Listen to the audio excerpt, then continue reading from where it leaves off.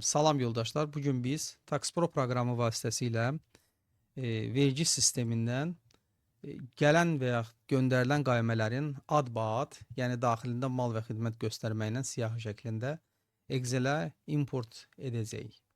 Bunun üçün daxil oluruq proqrama, loqonu açırıq. Müəyyən dövrü seçirik.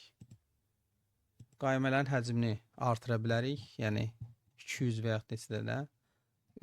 Çox çıxacaq deyənə mən bunu endirəcəm ona. Bundan sonra bütün qaymələr çap et düyməsini basırıq və qaymələrin yüklənməsinin müşahidə edirik. Qaymələr bu şəkildə browser vasitəsilə yüklənir. Buradan Ctrl-A, Ctrl-C edərək həmin qaymələri biz Excel-ə yükləyirik. Burada göründüyü kimi ardıcıllıq 1-1, 2-2, 3-3 qeyd olunub.